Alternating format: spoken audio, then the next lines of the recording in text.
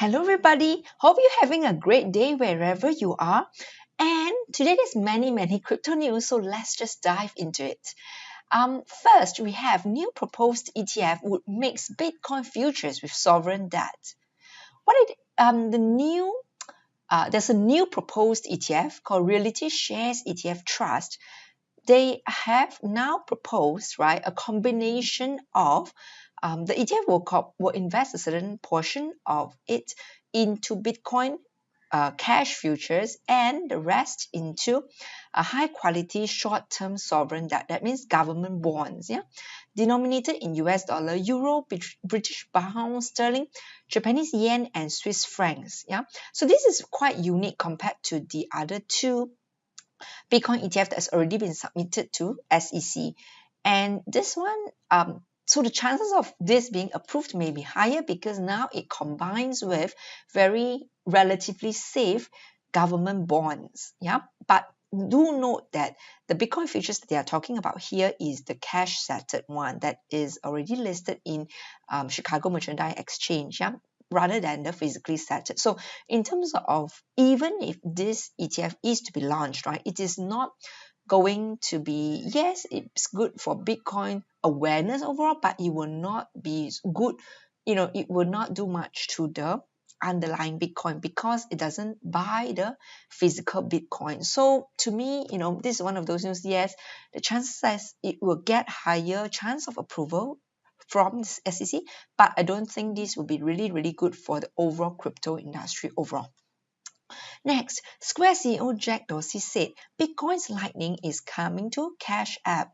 So Twitter and Square CEO Jack Dorsey, who also is an investor in the Bitcoin-oriented startup Lightning Labs, in an interview with podcaster Stephen Livera, said there are plans to integrate the Lightning Network scaling technology with the Square's mobile app. Remember that Square mobile app is very popular in 2018. Is the highest download in terms of app in 2018, and it is really good for their company.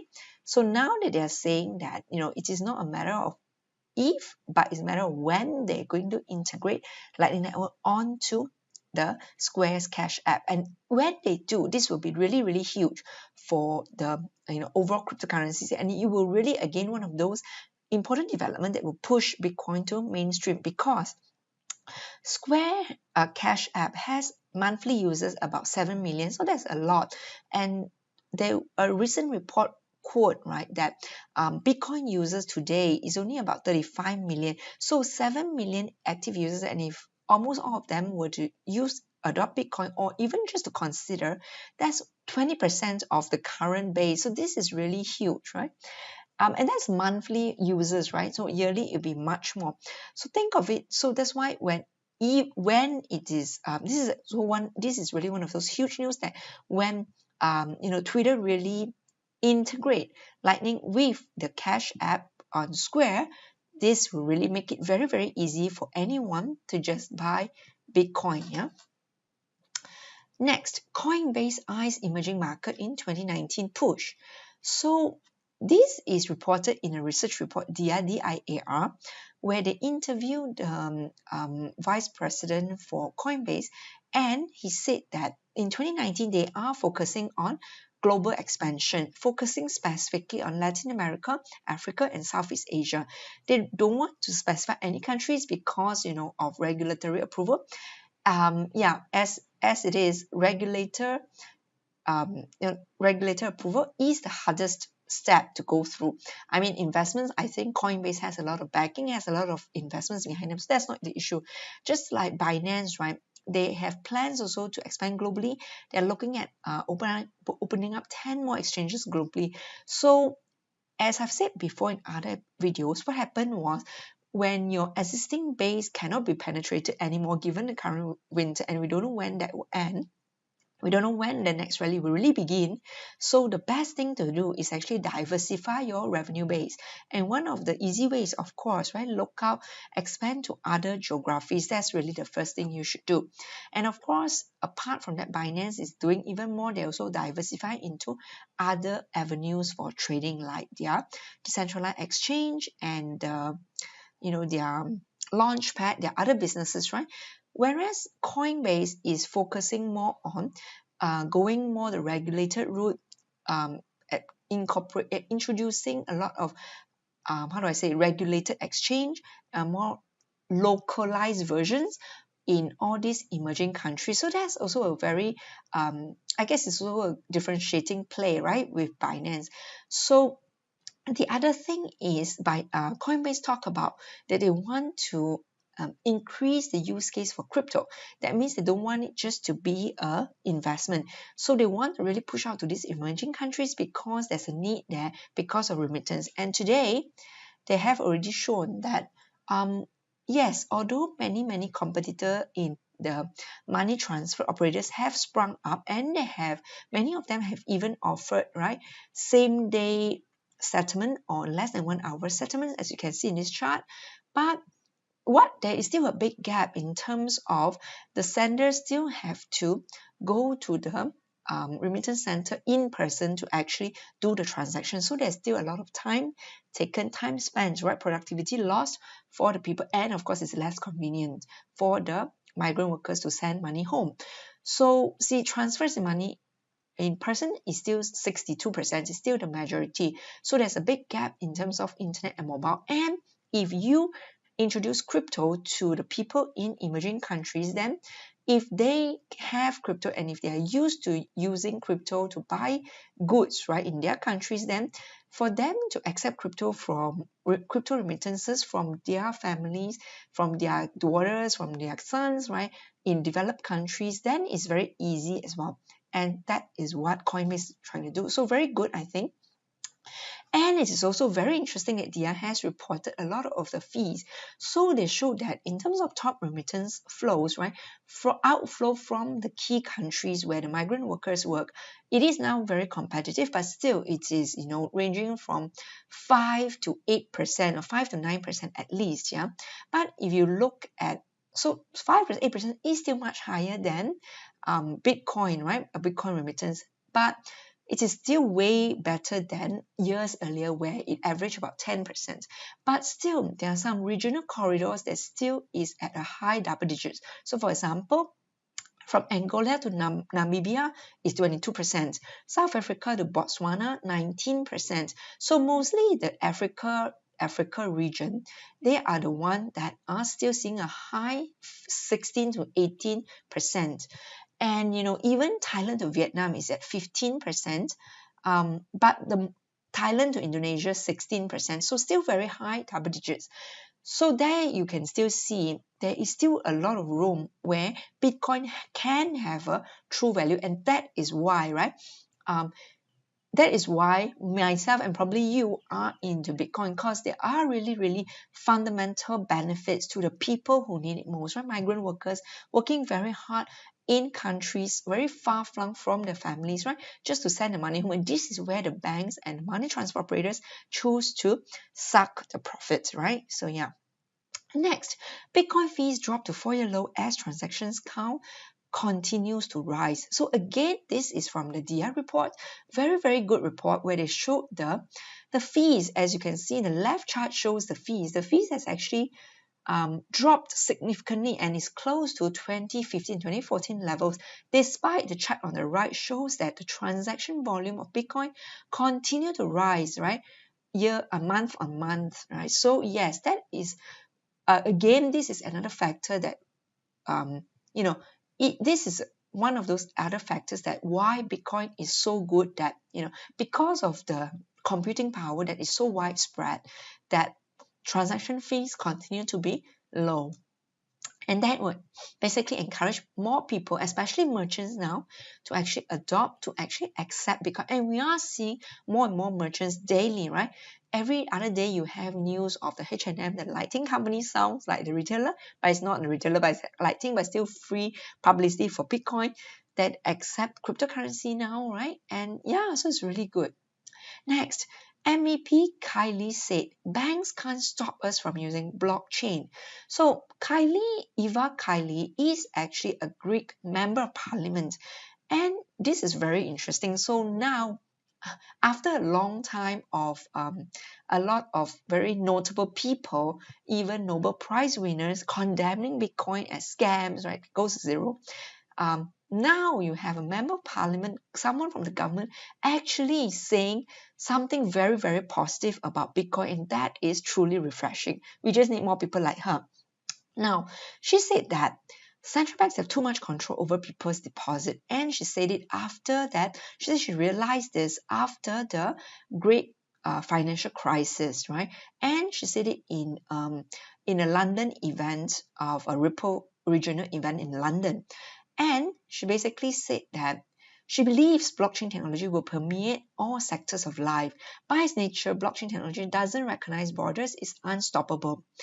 And also, when it speaks about how it could bring benefits to cross-border payments, like how we have seen earlier, the remittance fees, such as faster processing and lower fees than legacy system, we clearly have seen that in the few pages earlier where some of the corridors, Africa to Africa especially, is 20% or at least 60% up. So they also said if there are benefits for European citizens, there are no banks that can stop us from using blockchain. That's really, really good, right? And great shout out to Eva Kaili. Next, we also have Chinese billionaire Zhao Dong says, get Bitcoin now while no one really cares. So Zhao Dong is a Bitcoin billionaire and one of China's biggest over-the-counter traders. He has taken to WeChat, of course in Mandarin, to opine on the industry. So he said now is actually the best time to stock up and hodl despite the crypto winter so far. He said for most people, if they don't pay attention to Bitcoin now, they won't pay much attention to it most of the time. So for them, only how many tens of thousands of Bitcoins will break them will be noticed again. So my take is that when Bitcoin prices go up to tens of thousands, will these other people who don't have Bitcoin now, they will only buy then. If you and I believe in the future of Bitcoin, so it is best to hold as much as possible when nobody cares, right? And also when asking about industry trends, he said that for 2019, everyone should just try to have a good winter. 2020 would bring the spring and summer not expected until 2021. And he predicted the Bitcoin price will reach 50,000 per coin by 2021. Now this is very interesting. Now you have Zhao Dong just yesterday talking about buy Bitcoin now when it is very, very low and when there's blood in the street, literally. And the day before yesterday, we have Mike Novogratz, former Goldman Sachs partner, sending out a plea to the traditional hedge fund managers like Ray Dalio to say he's baffled, he's surprised why are hedge fund managers not even investing 1% of their money into cryptocurrency. So it is really, really interesting that all these rich people and also Tim Draper continue to be a pro Bitcoin. They all say the same thing, buy now, right? When Bitcoin is so low, buy now when no one bothers. So please, if you're listening to this, spread this message around as well. Share the video, right? This video is free, so share it around to as many people as you care, right? You love. They need to really think about it. Even $100 they can invest into Bitcoin. Yeah, this is not financial advice, but just $100, consider like a trip to Vegas, a gambling trip, or a nice drinks, a nice meal, right? So if I'm wrong, you lose a nice meal, you lose a gambling trip to Vegas. But if I'm right, and if all these smart and rich billionaires are right, then you can gain much, much more. Yeah. So think about it like that, right? So now is like below. So now it's about 3,600 plus. 50,000 is talking about, right, 20 times up. So if they are right, so you are talking at least 20 or 40 times up, and that's some of the very conservative estimates for Bitcoin price. So this is just one of those things where in life you're not given much opportunity to be presented with such great opportunity that it gives you so asymmetric risk, meaning so little risk, but the potential upside is so much high. All these opportunities are usually only available to very rich people through hedge funds. But now through Bitcoin and cryptocurrencies, it can be available to everyone. But again, not everyone wants to take it on, right? So that's a sad truth. But so again, if you have people you care about deeply, share this message around, right? So let an independent person like me to hope that I can convince them, right? So yes. Next, Tokens news, 2 remittance firms go live with Ripple-based payments to Thailand.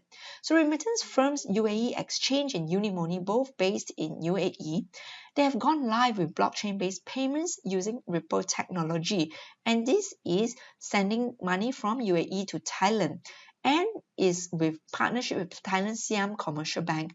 Siam Commercial Bank is one of the largest bank in Thailand, so definitely very, very prominent. So it's not just any small bank. They are really one of the top banks there and very, very successful banks. So also UAE Exchange and Unimoni, also very big companies in UAE, just by looking at what other brands that they own, right? Their parent company own. Finablr is the parent company. They also own Travelex, Express Money, Remit to India, Detour, and Switch, right? So again, this is very, very good news for Ripple, because they highlighted that they have at least 200 banks as partners, including major banks in emerging countries like National Bank of Kuwait, CIMB Bank in Malaysia, Coin1 in Korea, right? And yeah, so good news. Also, now that is why also then they can offer multi-million dollar XRP bonuses to lure top tech talent. So according to LinkedIn, Ripple is looking to hire more than a dozen engineers and technical experts, including a new head of engineering for its X-Current project, which aims to rival the legacy messaging network Swift. So what is significant about this news is that the salaries is really, really lucrative. And you're talking about bonuses in the range of 1 million to 6 million.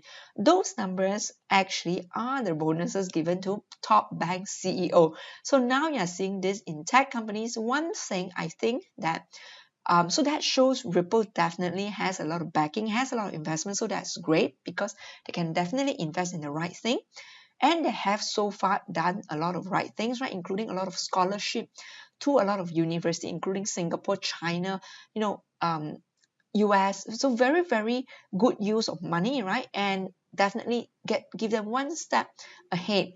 When the regulator opens up, right, they will be definitely the first ones that will be to talk with the regulator for any projects. Next is that they were in the news article in Cointelegraph, they were interviewing some anonymous engineers who refused to be named. So they were saying that because XRP or Ripple as a company are not so well liked in Silicon Valley, so because of that, they also have to offer huge money to attract top talent. But apart from that, also just the blockchain and crypto space as a whole, right, because of the fast growth, they have to, people in this space are generally anyway earning more than in Silicon Valley. So it's no surprise that they have to give out so much money. Yeah. But what happens is that I think that they are investing money where it is really a priority, because Corey Johnson is no longer Ripple's chief market strategist. So Corey Johnson joined Ripple after 8 years at Bloomberg TV as someone, right, to be a marketing strategist. So he's the one to actually talk to Wall Street, right, to explain what Ripple is doing, right? And now he is no longer with the company. So I think what happened, there's no official reason why, and there's also no it is not clear where Corey Johnson is going next, but I think that they are eliminating this kind of position, right? And chose to invest them in more priority position, more important ones like the tech engineers, like the head of engineering. So I think those are more important to build up the platform. So I think they already have done a very good job in terms of marketing. I believe you don't really need a chief market strategist. You can have a good team of a bit middle management or even more junior staff who can do the marketing and execute it well, right? And then pay the top dollars to the more other important functions like building out the infrastructure. Next, also related to Ripple, San Fran remittance startup raises $1.7 million towards lowering fees with Ripple's xRapid. So San Fran is a project by David Lighton, who formerly worked with World Bank. So this is very interesting. So San Fran is just a remittance provider that they are going to use Ripple's xRapid technology. So that's key. So it's again very good for Ripple. And Ripple is also one of the investing people into San Fran, but they have also other prominent investors like MIT Media Lab, Mastercard Foundation, Barclays. So yeah, though San Fran is not dealing in crypto right now, but the good news is that they are using the XRP token and XRapid platform. So very good news for Ripple. So every day you see more and more use cases, right? People are adopting Ripple Network. Next on Tron, ALS Association partners with Tron to use blockchain to track donations. So this is very refreshing because Tron is normally and so far been associated with gambling apps. So 95% or more than 95% of the decentralized apps today on the Tron network is gambling. So yes, although I think it is one of those quick wins you can get people to use your platform, so definitely you can boast and not boast, you can actually show the results that Tron does have a lot of users and a lot of decentralized applications. And despite that, their transaction time is still fast, right? The downside of that is all gambling, though I know it is a quick win, right? So now it is very good that they are also using Tron platform for something really, really good, which is to track donations. And this is specifically for a disease called Lou Gehrig, which is amyotrophic lateral sclerosis. I think it's something to do with nerves, right? And they want to raise donations for research into treatments and finding a cure. How does Tron come into the place? Because Tron network being a blockchain technology, they're supposed to track the donation, so very transparent, right?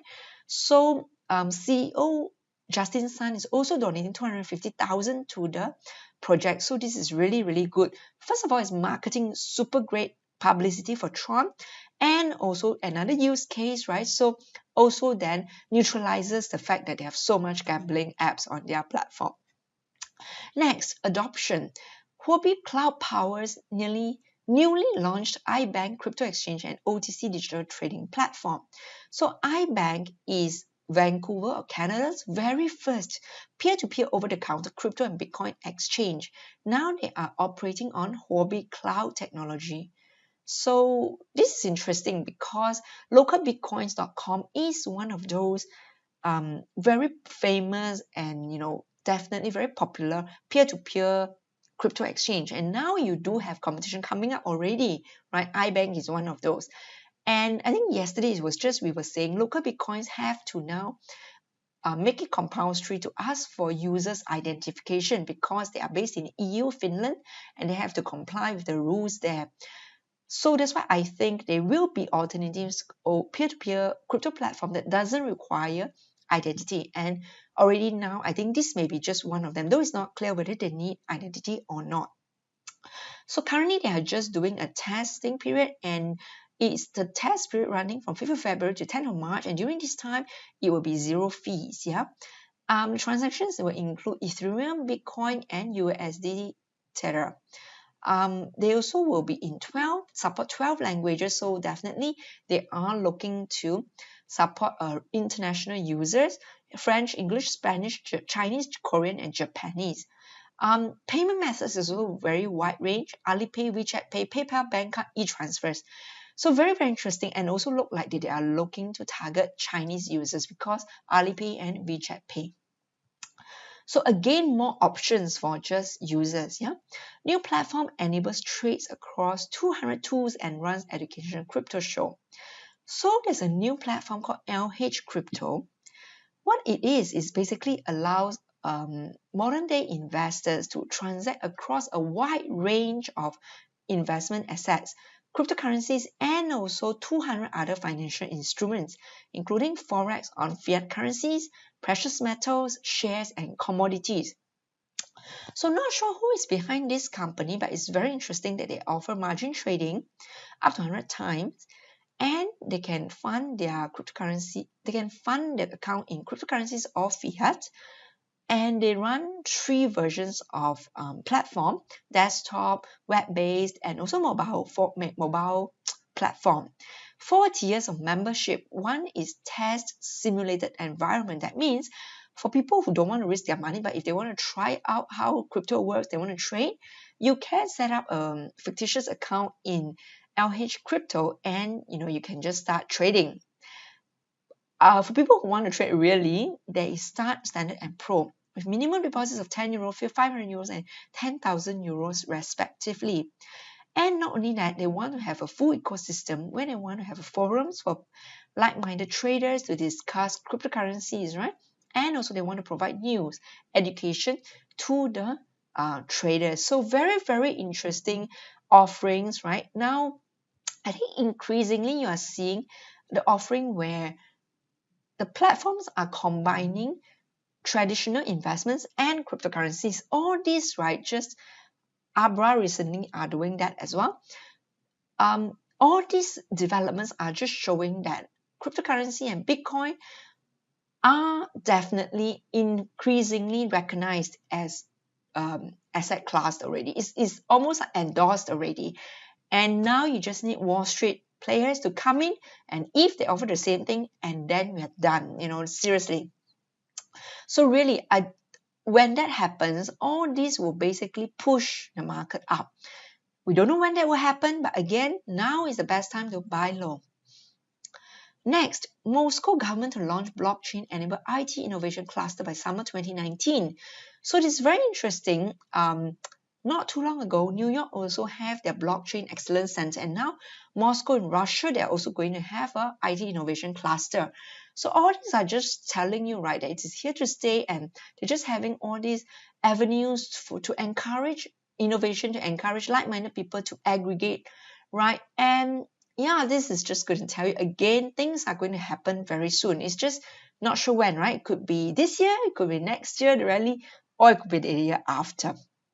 Next, Bank of Spain warns citizens against crypto given lack of local regulations.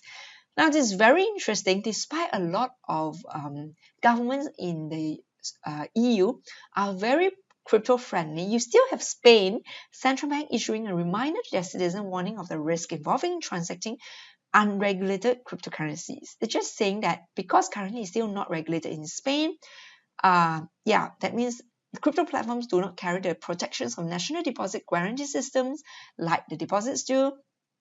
And also they say if you buy goods and services using crypto, then you cannot claim your rights should anything go awry with your payment or purchase product. So the fact that they come up with rules like this, and I think it's just a very desperate attempt to say that to dissuade the normal people to use crypto. Yeah, that's clearly why it's a desperate attempt to dissuade people to use crypto. That's what I see.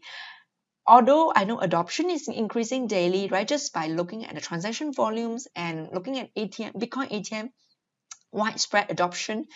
That ought to tell you, right? And just merchants accepting Bitcoins and cryptocurrency daily is increasing day by day.